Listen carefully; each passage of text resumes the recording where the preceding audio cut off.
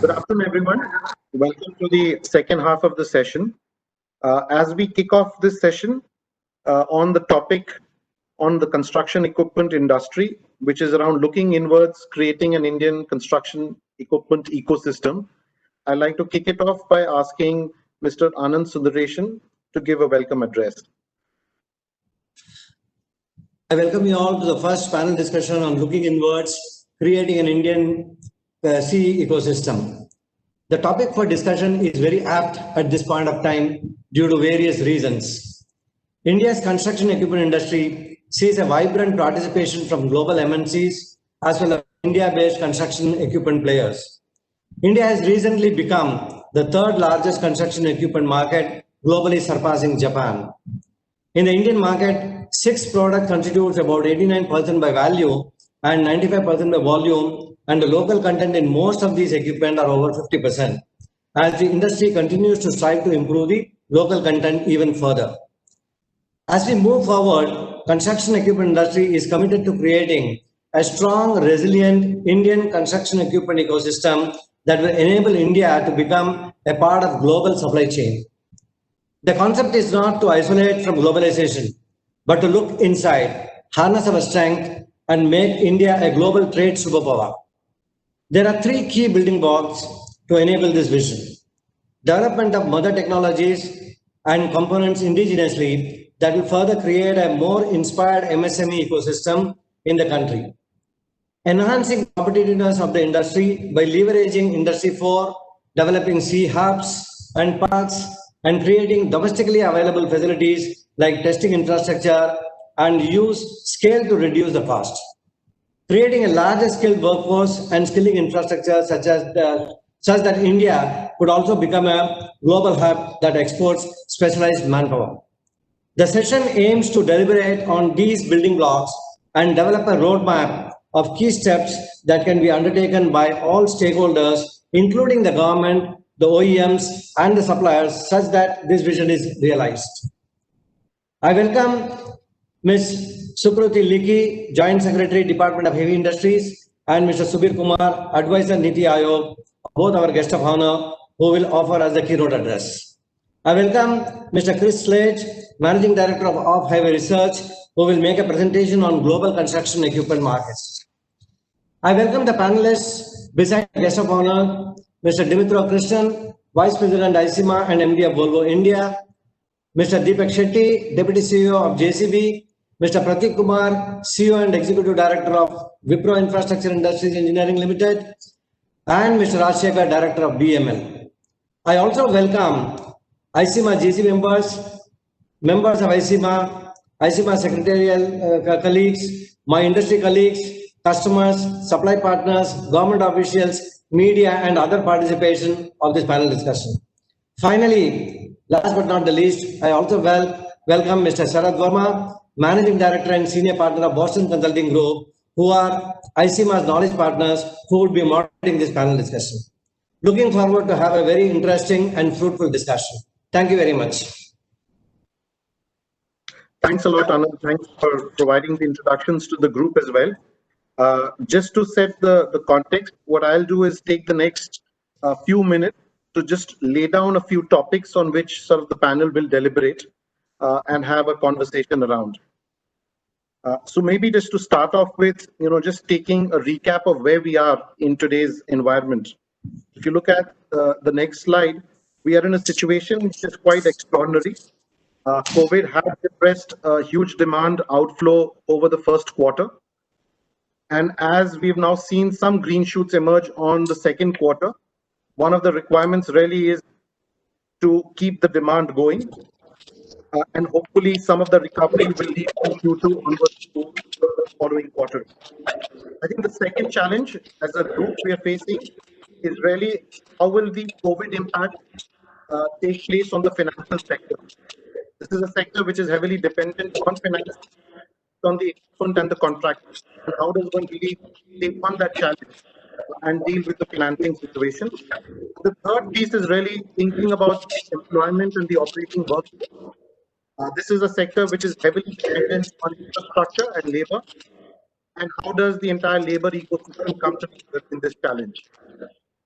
So as you move the slide forward, there are three topics on which the deliberation will happen.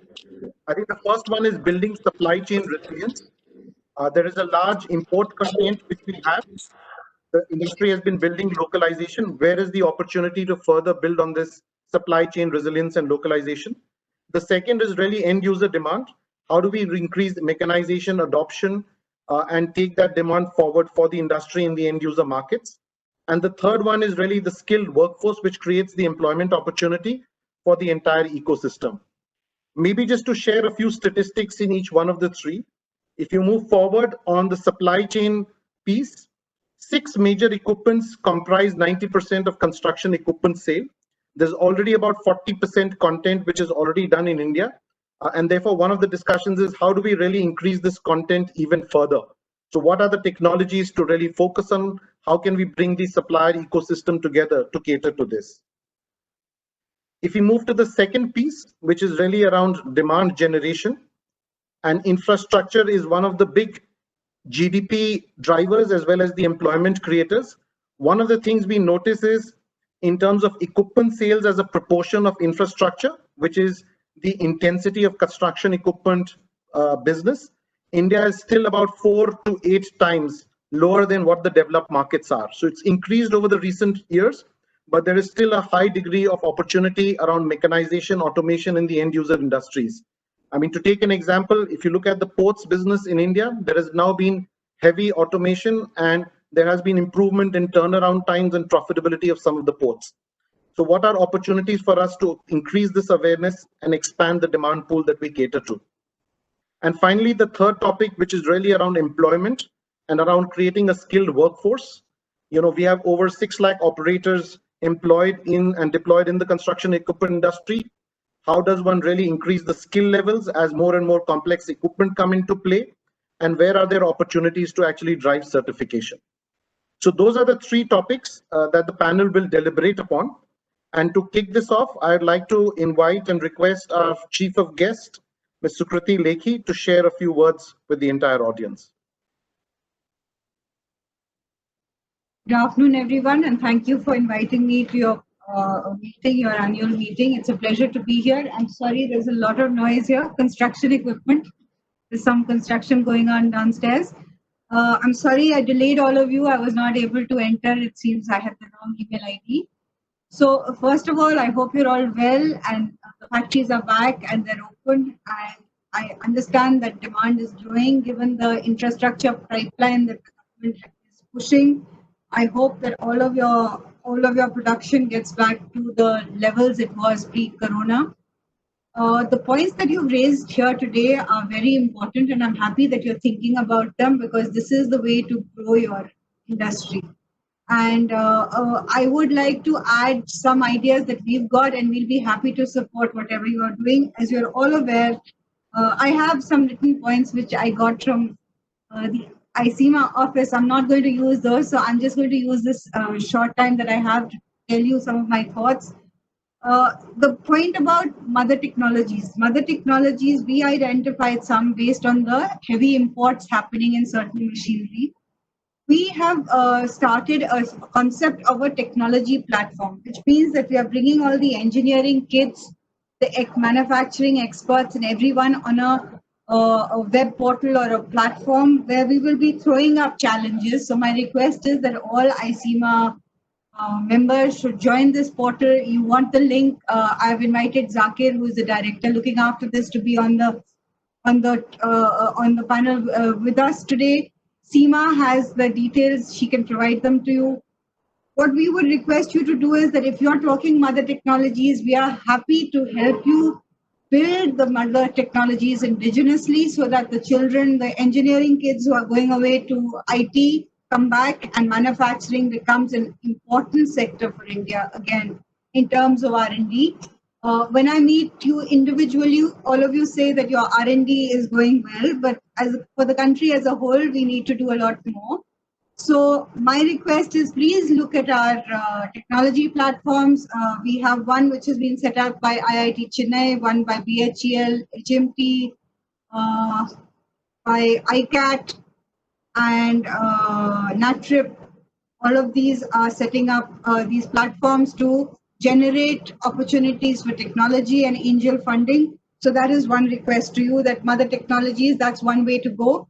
That will encourage the young engineers to also participate in India's development.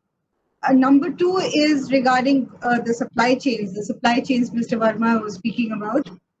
That's really important because with Corona, you saw how linked we are globally and how factory in one part of the world shutting down affects the entire supply.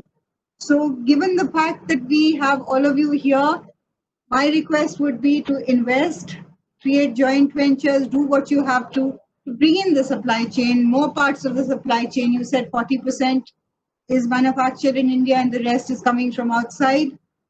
For your consideration, we will help you in whatever way you want to bring more of that supply chain here. Your concerns when I meet you individually is that the demand in India is low and the factories can't run to their optimal capacity because of the lower demand. So our suggestion to you is that manufacture for the world from here and bring in your suppliers, try to attract your suppliers to invest in India. The land, the infrastructure, the keyword is infrastructure. We'll help you create the infrastructure, but do bring in the industry and your component manufacturers. That will go a long way to strengthen Make in India. Your public procurement order requirements will also get fulfilled to a greater extent. So that is, those are my suggestions on the global supply chain. As regards the skilling of labor, we have discussed, ICEMA members were there as part of our capital goods. I can see some of the members, Mr. Singh was there too. We discussed it with the Capital Goods Skill Council and we had a very, very good discussion. And we asked the skill ministry also to help us with this for your technicians, your drivers. We feel they should be trained and they should be like they are in the rest of the world. So this again is a very, very good idea. So to my mind, all of what you are discussing today, I would request that it move from the discussion stage to the action stage as soon as possible so that all the opportunities and potential we have, we can cash in on that and start growing, because that is what is really important for you and for the country, because solid infrastructure makes a solid country. So I'll close at that and I'll request my fellow speakers to continue. Thank you, ma'am, for the encouraging words and the suggestions that we have highlighted for the group. I'd like to now request Mr. Slate, Managing Director of Highway Research, to just share some perspectives from the global market as we commence the panel discussion. Thank you. It's a real pleasure to be asked to take part in this event and to give you some of my thoughts on the global construction equipment markets.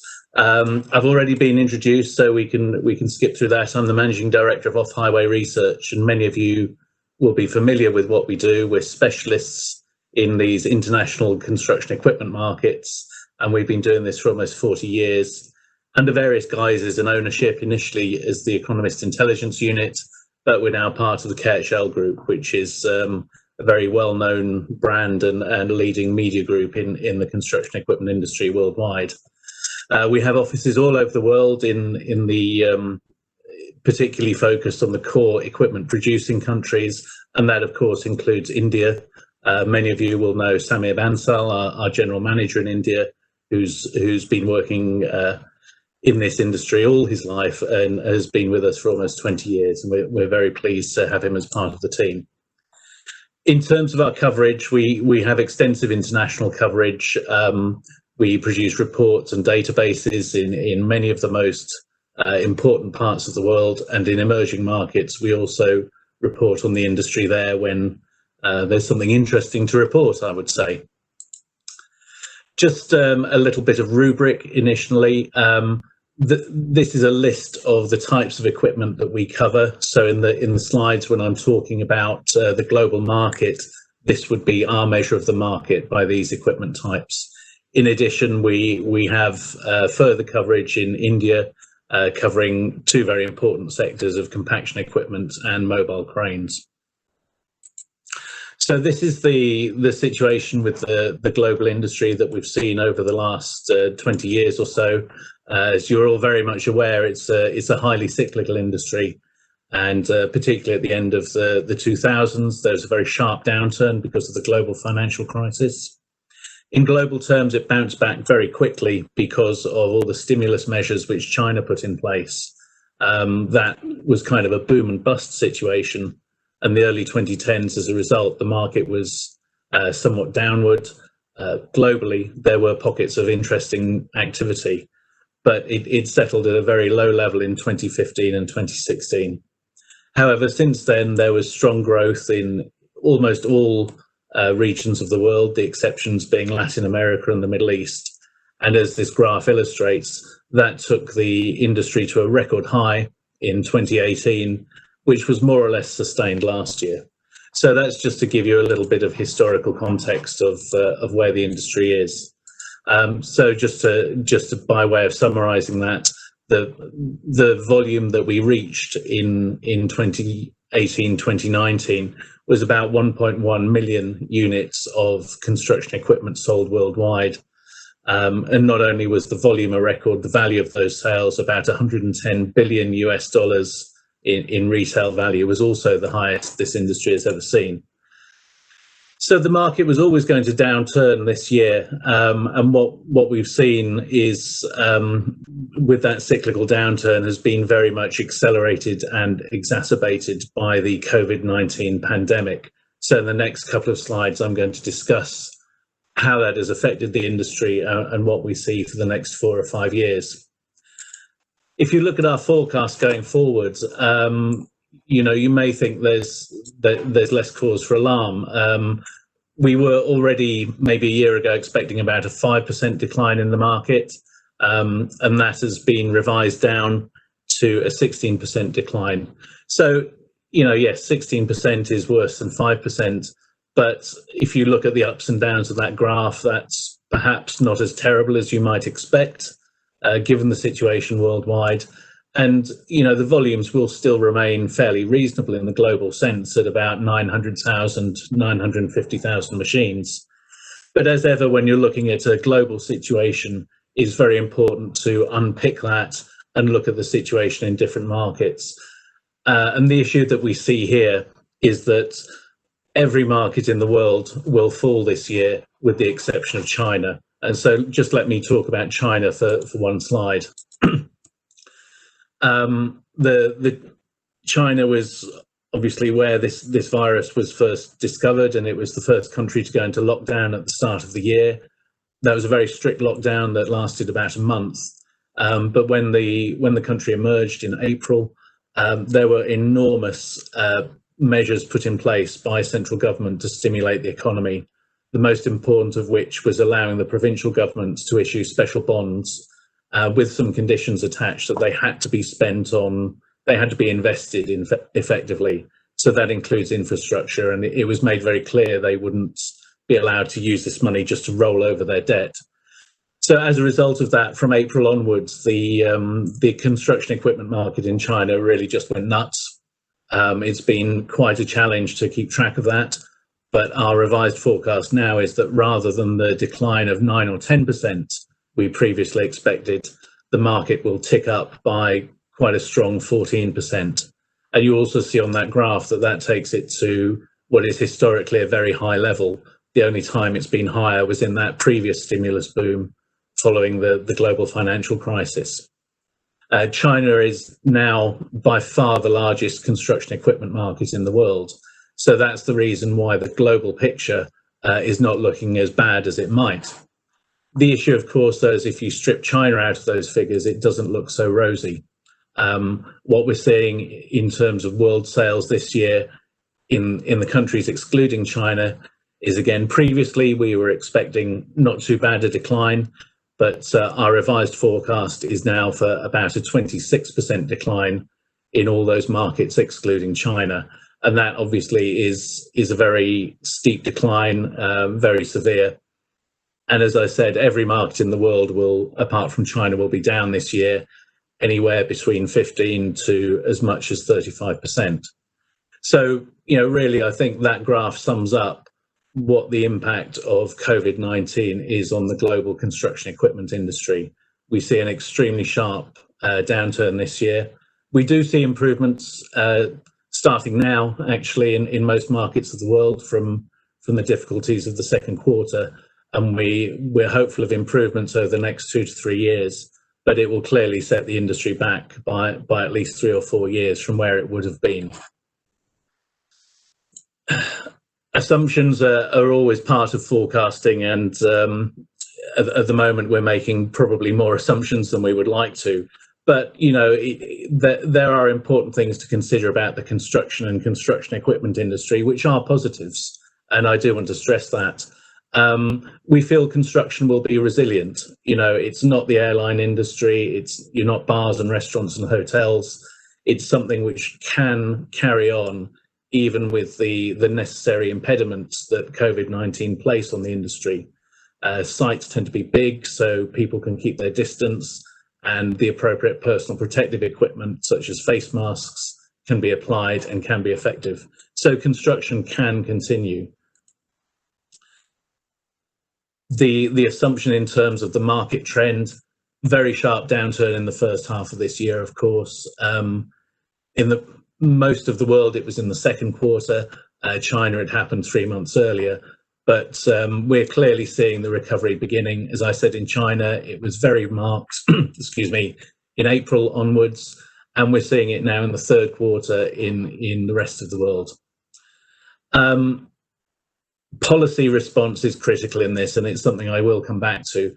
But, it's not been perhaps as good as it should be in every part of the world, but it's not been as bad as it could have been. And there have been many governments putting key policies in place to protect jobs and subsidise payrolls, to find ways of supporting businesses which are fundamentally good but temporarily distressed. And now, as we enter the second half of the year, we're starting to see economic stimulus in other countries besides China. But I mean, the most important assumption underlying our forecast is that while there may be a second wave of infections, and we're certainly starting to see that in Europe, that we don't expect a severe second lockdown that would derail economic activity.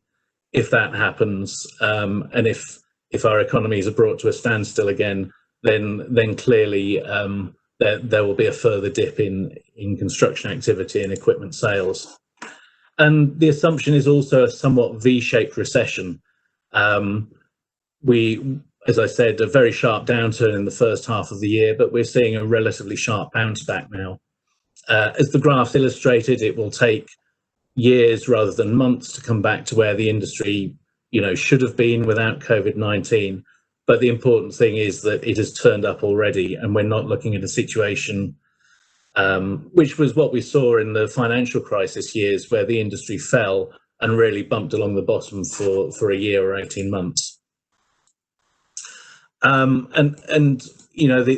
other thing is that we feel equipment volumes will come back reasonably quickly to reasonable levels. And yes, the overall decline will be 16% globally, but we would hope, given those points above, that the industry will be in a better place in the next couple of months. As I said, it's all about assumptions. These are assumptions, and the situation is clearly very, very fluid. It changes on a weekly basis in different parts of the world.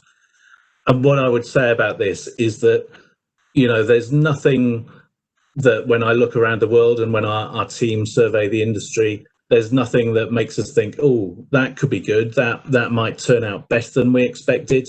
Really all the risks that we see are on the downside.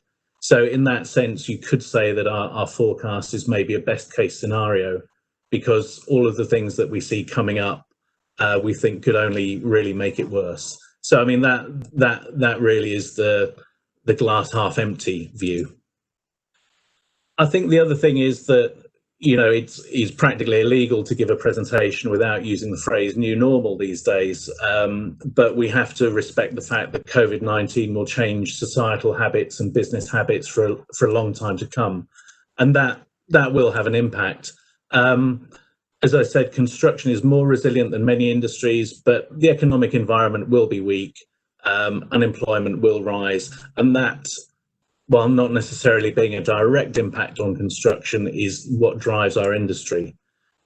One of the key areas is house building. House building in most parts of the world is predominantly something driven by private wealth and consumer confidence, and we clearly see that being weaker. And what that means in terms of construction equipment is that there'll be impact on compact machines, for the sake of argument, machines under about 10 tons operating weight. Non-residential building is probably the most under threat, we would say. First of all, of course, companies around the world are in cost-cutting mode. They're shedding staff and they're looking at their fixed costs.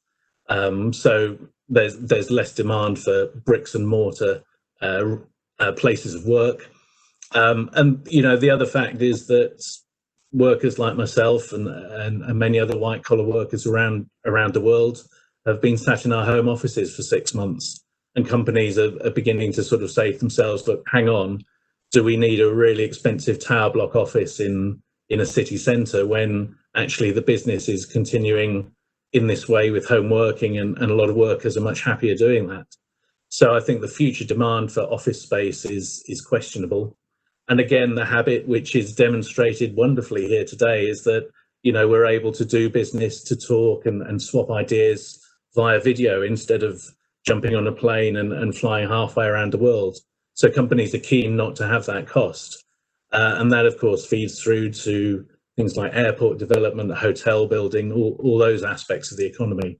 So we do see some quite strong underlying threats to the non-residential aspect. The good news to that, if there can be one, is that, you know, non-residential is not a particularly equipment-heavy type of activity. It requires things like tower cranes and concrete pumps, yes, but the most important thing for our industry is infrastructure. And we see infrastructure as being resilient. Projects like this are long-term, and while, yes, they do sometimes go really badly off the rails, most of the time when an infrastructure project is started, it tends not to be cancelled because it's not in anyone's interest. Even if a contractor goes bust, there's some way of rescuing it. It's also generally, or certainly predominantly, public rather than private investment. And I think governments around the world recognise that investment in infrastructure is going to be an important tool in their toolbox going forward as they think about stimulating their economy and getting people back to work. And as I said, this is very, very important for our industry because for mid to large sized equipment, it's an extremely important driver, not only in terms of doing the work on site, but in all the things behind it, in the quarrying for aggregates and the production of cement and so on. So, yeah, there are negatives for sure, but again, if economic stimulus happens, there could be a good news aspect for our industry. But there are impacts to consider that are just general. I mean, companies will be distressed. This goes for construction equipment manufacturers themselves, as well as their clients and customers. Yeah, so for sure, things like CapEx will be reduced. Companies will be focusing on their cash and receivables, and that may well impact on buying decisions. I think it would be naive to think that the global economy will come through this without bankruptcies, without companies being broken up and some aspect of consolidation. We haven't seen too much of that yet, but I would also raise the point that this sort of thing doesn't really happen in the depths of a downturn. It's actually most prevalent after the worst of the downturn, when companies are trying to get back to business as normal and they just don't have the working capital to do it. You know, companies fail because they run out of cash, essentially. Well, I do stand by the statement that construction will be resilient. I think clearly it'll be reduced. And that has a clear follow through in terms of equipment utilization. So if the machines aren't being used as much, people won't be buying new ones as much. In addition, if there are bankruptcies among contractors, you know, one of the ways that those companies are liquidated is that their fleets are sold off, And if there's a lot of spare equipment around in the marketplace, then clearly that can be a barrier to new equipment sales. And the effects will be uneven. You know, some countries are coping with this better than others, and some sectors are coping with this better than others. So you can't really generalize and say this is the global picture. It's a very local effect. I think the other thing to bear in mind as a societal change is that clearly COVID-19 will be with us for a while, and so social distancing will be with us for a while. And, you know, life is going to be more digital, more virtual, rather than face-to-face. This, you know, traditionally this has been quite a face-to-face industry. People show up, they talk, they shake hands, and they sign contracts. We would expect business in some way to move to a more app and web-based form of transaction. I don't know exactly how that will happen. I think it's something that you, the audience, will probably drive for yourselves. But, you know, our general feeling is that apps are more important than a web presence, because you're talking about an industry that doesn't sit in an office, but does have a phone or a tablet. So, I mean, it's interesting because if you can do it right, if you can do it quickly, it can clearly be a very, very powerful differentiator.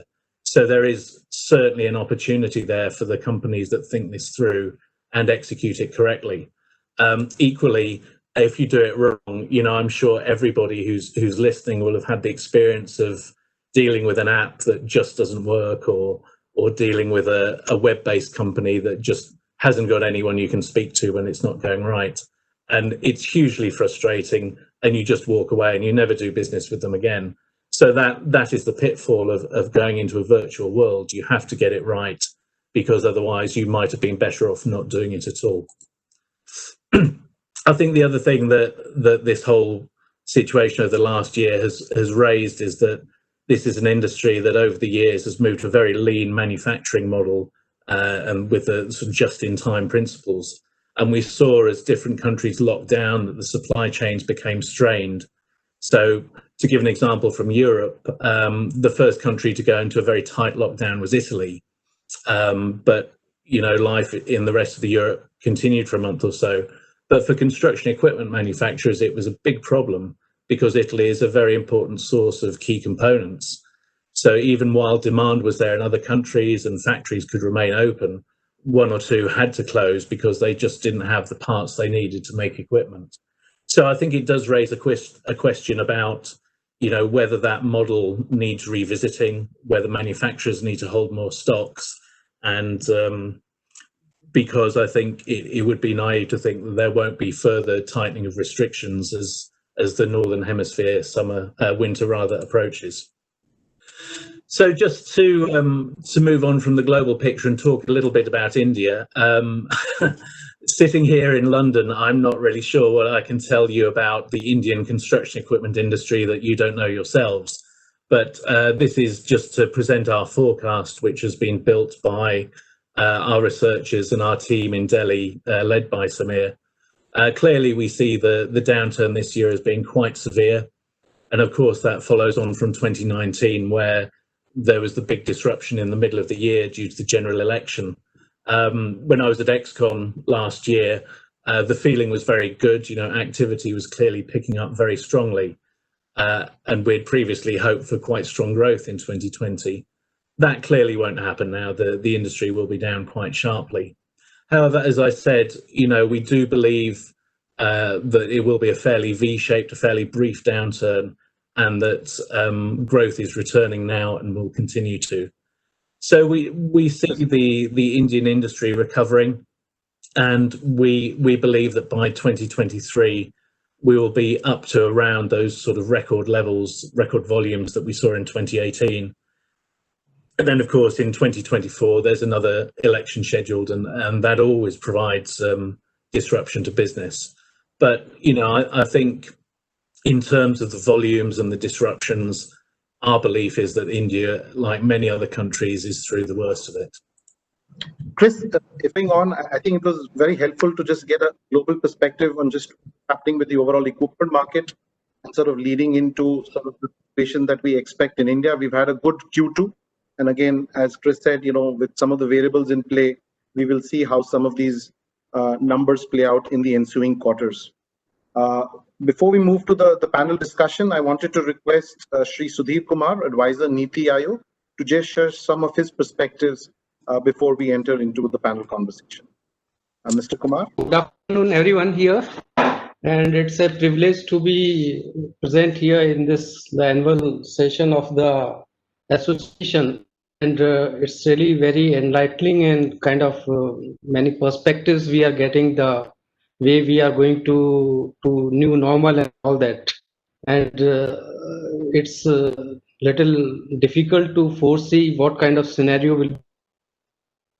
But in this scenario also, there are the main focus as something like supply chain resilience. That's the most critical and key for the industry, as a variety of scenarios are possible, and how the the industry and the manufacturers themselves make resilient. I just go back to what say what kind of disruptions, similar disruptions the auto industry saw in sometime 1991, and they had a very good supply chain for majority of the products, but certain product lines like LCVs had a very low volumes kind of scenario in the auto sector, and with a lot of changes happening that time, and the devaluation of the rupee that impacted the LCV sector very strongly, and particularly those manufacturers that had a very strong supply chain domestically. So maybe, but the industry seems to be very concentrated for certain few product lines, 8 to 10 numbers, and others are maybe little fewer than, means more dependent on imports and all that. So they might be getting impacted a little more than what these traditional products that constitute relatively higher domestic content, around 40%, sometimes said to be even lesser than that. So, the strategy around has to be there, because there is a lot of, there is some concern, and Atmanirbhar Bharat, though it's not a clearly the inward looking, but definitely we look forward for more resilience in our domestic supply chains, as well as repositioning also to some extent. Coupled with that, some bidding also sometime by public sectors that involves certain kind of clauses and all that gives a kind of direction that these are the kind of post means OEM means preference kind of things for the higher domestic content. So these are the things not we don't foresee that these will be kind of disruptive. These policy elements will be disruptive for the industry, but definitely the strategy part from the manufacturer side has to take into account some of these things happening around.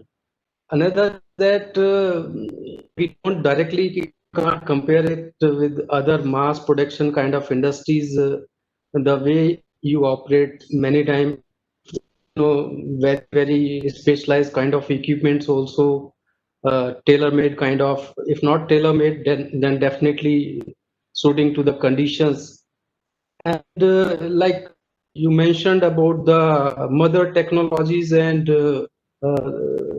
here I found that the critical technologies are maybe hydraulics and all that. I don't know how far we have achieved kind of mastery over these technologies by different manufacturers, big castings, forgings, and the BML experience also that told that they also had for a long time certain problems in those areas initially, long decades back and all that, and new developments also happening. So supply chain part, up to the manufacturers, how do they really position themselves, and that too in a condition when the market is going to shrink a little bit current year and thereafter to take off. And as Sukriti Lekhi and she mentioned that the kind of technology platform proposition is there, that if there are possibilities to integrate your supply chain vendors through that, and that can speed up the kind of localization, then that would be another direction. That would be in another direction for the industry. And another skill development. I don't know what propositions you had been suggesting, certain propositions so that we can have a better ecosystem, not only around the manufacturing, but for the, how the equipments are used by the vendors and the contractors and all that, and how that can be effectively and productively used. So apart from what is happening at the, COVID situation and all that, how we can make the best use of possibilities there for evolving the ecosystem that would be there. So these are a couple of thoughts that I had that shared. Yeah, thank you. Thanks a lot, Mr. Kumar. Thanks for those perspectives. As we now just broaden the conversation to some of the industry participants, I just wanted to request Mr. Deepak Shetty to share his perspective with the group as well. I think Chris sort of talked about internationalization and some of the elements of digital which are coming into the business. Mr. Shetty, you've got a significant presence in India. You're also exporting as part of a global network. So it'd be very interesting to sort of get your perspectives on a couple of these topics. Thank you very much, Sharad, and thank you for setting it up. Just wanted to start on that note. So JCB has 5 factories and design center in India, and I'm very pleased to mention that from our design centers, we support projects around the world.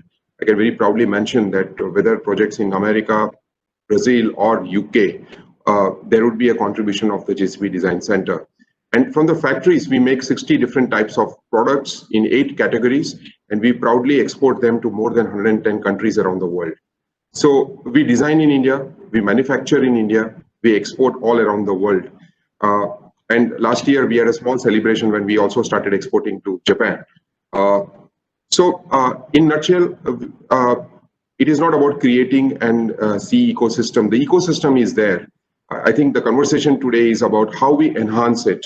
And as India develops into the 3rd largest market in the world, similarly, the OEMs also move into that particular space and claim their position.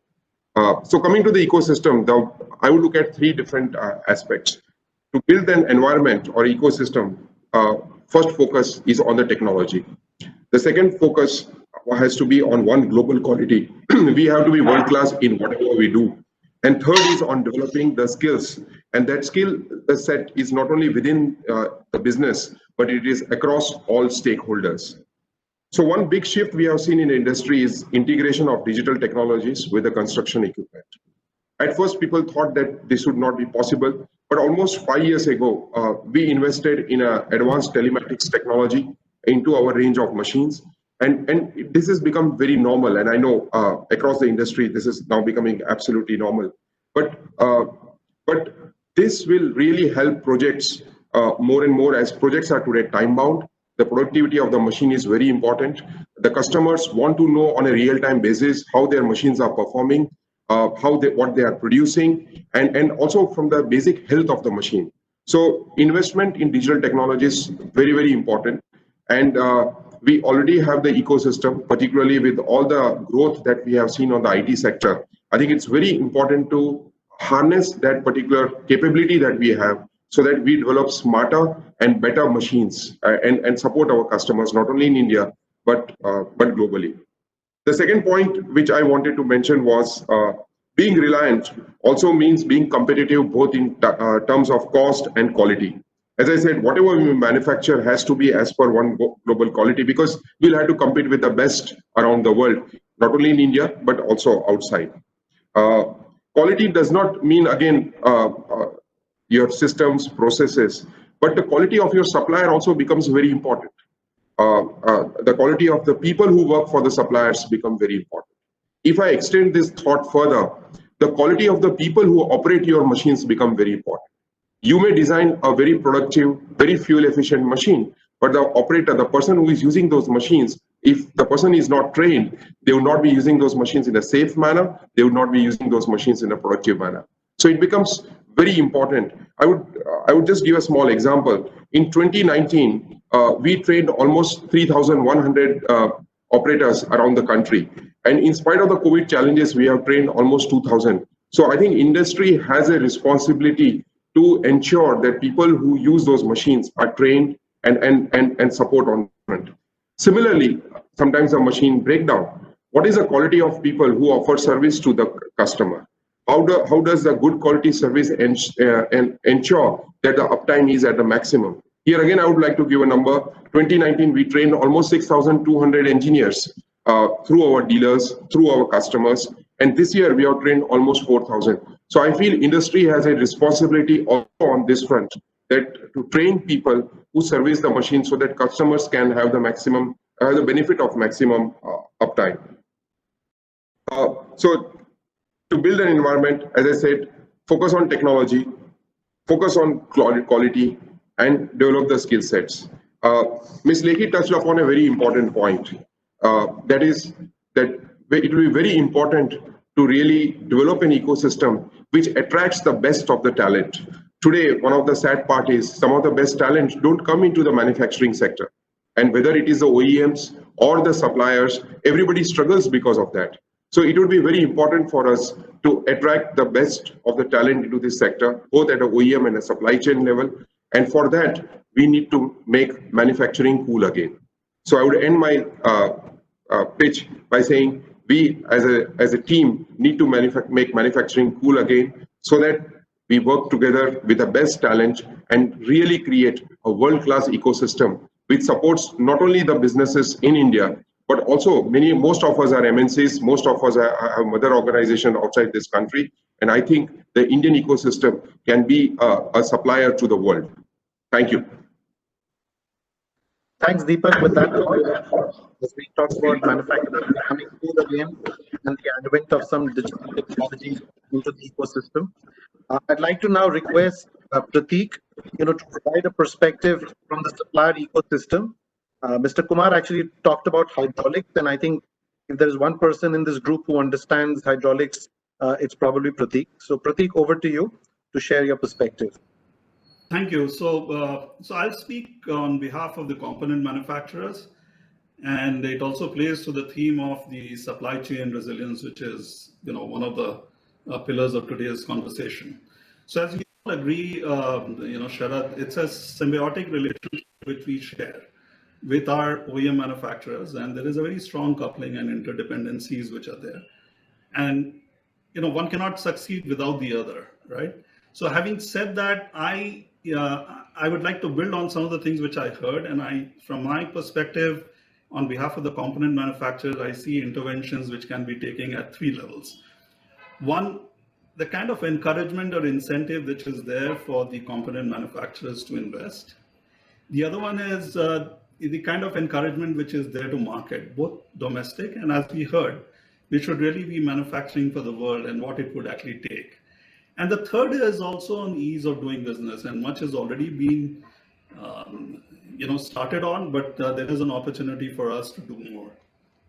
And in the time available, I'll just quickly touch on a few of the thoughts under each of these. So one is around the incentive to invest. In my view, all component manufacturers, whether it is tier 1 or tier 2, above a certain threshold, where the suppliers are to the infra OEMs, they can be categorized under the priority sector.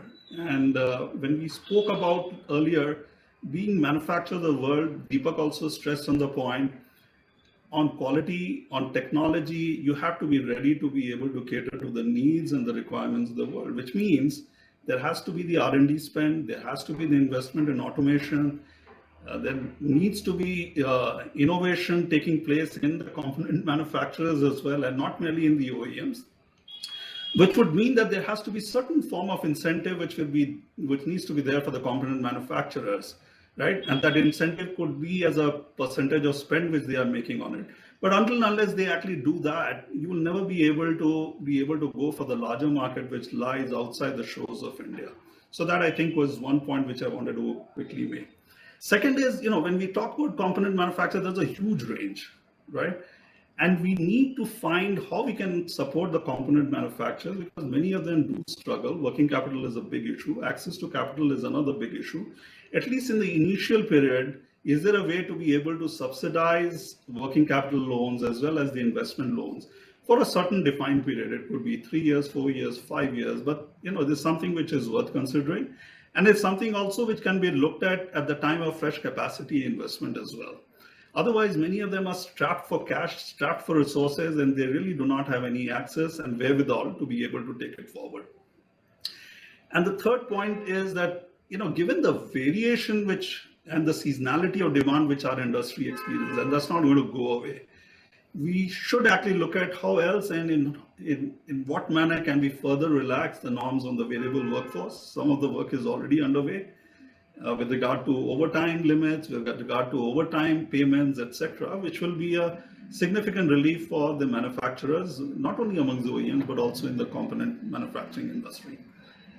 Quickly moving on from, this was on the incentive or encouragement to invest. Under the incentive to sell, we have had till very recently the scheme for export incentive, which is the MEIS, which have got now replaced. Right, so there was, it was now it's coming. The new rates are yet not been declared, but one would hope that one would be able to see the retention of the same 2%, which was earlier there. Actually, my suggestion would have been and is to, and I would be extremely happy to see if that was higher than 2%, which was already there. We heard about, the percentage of localized content in the equipments here. We have seen examples in other countries how they've been able to ensure that there's a minimum percentage usage which gets incentivized by the manufacturers. In Brazil is a very good example. We have a plant there where they have had it for several years, and in my view, it has made a significant difference to the localization efforts. So this is worthwhile considering whether there can be a policy to incentivize minimum percentage usage of local parts for manufacturers in India. And the third, very quickly, with that I'll close, is on the ease of doing business. We heard, and I think I missed the morning session, but there was a discussion around, the steel and the other raw material. There must be we must take a more definite view on how we can actually moderate the duty tax structures in India to bring raw material in India, which is comparable to other global competitive countries. I can give you example in China where, whether it's on steel and on cylinders and components, the VAT is around 13%, while here we have 18%. I mean, is there a way to look at that to be lowered further below 13% in India? And I think it will be a significant relief if we really want to actually give a strong leg up to this industry, especially the component manufacturing industry. And the last point, it may just appear to be a little small, but I think it's important to make that many a time very, very well-intentioned schemes and policies, they overlook the preparedness of the sector to be able to comply with it. And we all are familiar that effective October 1st, the TCS on sales is going to actually get implemented. And, I know, and, we've already having those dialogues, many of them will go through the struggle to be able to comply with that. So it will take a while, but it will create fair amount of disruption in the meanwhile. So we just need, and I just use an example, but when it comes to many of these schemes being rolled out, we have to be mindful that not everyone is geared to be able to comply the way we would like to see. So really, I go back very quickly summarizing. I mean, we have opportunity to do more. There is headspace where we can encourage the component manufacturer to invest in capacity, invest in innovation, invest in technology. There is an opportunity to encourage them to market not only in India, but overseas. And there is opportunity for us to do more on ease of doing business. So with that, I'll stop. Over to you, Sharad. Thanks a lot, Prateek. Thanks for sharing the perspective from the component side of business. I'd like to now request Mr. Raj Shekhar from BEML, which has been at the forefront of technological innovation in several subsegments, to just share his perspective. Yeah. Mr. Raj Shekhar. Yeah, good afternoon. This is Raj Shekhar. So can you hear me? Yes. Please yeah. go ahead. So I'm having the mining and construction division of BEML. I'll tell you, the mine is doing very well. I mean, plenty of orders are coming, which we thought some orders would come next year. The orders are coming this year. The reason is government has insisted on coal companies and steel industries that they should tremendously increase their capital budget requirement. I mean, CapEx has to be increased. In fact, targets were given to increase the CapEx by 2 times. So what's happening is, because of this, is whatever their future requirements are also there, they're coming out of the equipments. So therefore, a lot of tenders are coming up, a lot of opportunities are coming up in case of mining. Construction. I mean, where we are seeing the drive for this construction equipments to grow. So definitely there is an issue. There is a requirement, no doubt there is a requirement of 50 to 60,000 equipments, construction equipments in India now. The problem is, are we finding capabilities and willingness to buy the new equipments? So there's a tendency to go keep on using the old equipment, keep repairing it, use the old equipment, or take the equipment on rent instead of owning it. So I think as a manufacturers, I think we all have to go convince the contractors on the advantages of using the new equipments, how the productivity will improve. And it's also a responsibility to see that some finances are arranged for them, because on their own, they are finding it difficult to get finance properly from banks now. Probably as a OEMs, you have to help more. And that is on the market side. Again, I will say that definitely there's a requirement, but we are finding it difficult to find the willingness and capability to buy. Therefore, though mining is looking very good, construction sector is looking very, very dull, at least for BEML. We were 40% of the last year what we have done in the first 4 months, just 40%. So there is a trend, downtrend. And as far as workforce, I mean, working in the factories, first quarter, 1.5 months was a disaster. And I mean, I think for all industries, April and first half of May. Then after May, it started working well. Now second quarter is doing quite well. But still, there are many, many small sectors who support these OEMs by supplying components. They are suffering from lack of workforce, because most of the workforce, the migrant workers, they're from North India, particularly from Karnataka, here from Bangalore. They just went back to their places and they're to return fully in full strength. So therefore, the supply side, there's a big challenges there to get the components in time, even though if we want to manufacture in big numbers. So therefore, it's a time to give confidence to our suppliers. I mean, probably we can work out with government and ensure that a proper insurance scheme is put up for the employees, for the workforce, so that they can confidently come back and join our suppliers. Only if our small suppliers are successful, as OEM we will be successful, then only we will be able to enter into market and get something done. And I agree with Deepak Shetty sir, it is also a lot to do with a skill improvement and improvement of technologies, because predictive maintenance, which we put on to mining equipments as a sample, and which we have to work it out in understanding the condition of the equipment, and probably understanding the failure mode of the equipment and supplying parts as fast as possible, in ensuring that the production and productivity is not lost. So these are things are very, very important. So then, so finally, what I want to say is that the contractors are the people who are going to buy this small and construction equipments. We have to motivate them. We have to give full support through finance and through technology support, and also our suppliers, encouraging them to get their employees back, maybe suggesting them with insurance schemes and all that. See, work from home can be done for companies like R&D and design, to some extent sales, marketing we can do, but not production. We cannot produce equipments for sitting at home unless we are really into industry 4.0 or so, which we will be getting about next 2-3 years time. So therefore, these things are very important to get on track. Otherwise, still I say we are a bit struggling and hoping for very, very good results in the second quarter and then third quarter. Thank you. Thank you, Mr. Rajshekhar. Thanks for providing a de-averaged view, of the segments and the sectors as you're seeing it. I'd like to now request DK, who's had a ringside view over the course of the day, to just share his perspectives with the group on these opportunities. Thank you, Sharad. So I would like to just touch specifically on the manufacturing side only. And if I may first say, of course, I represent Volvo Construction Equipment. We are manufacturing with a factory in Bangalore, and 70% of what we sell in India is manufactured in this plant. We have equipment which are producing close to 95% of content locally in it. But if I come back to that statement that Ma'am Sukriti Dikhi made about the fact that the industry data tells that 90% of units, 90% of products are manufactured in the country. And while we are manufacturing 90% of products in the country, there is still a certain level of import content in most of those products. And what can the industry do to further increase that content to be locally sourced? I think that has the biggest impact to change when it comes to the construction equipment industrial ecosystem.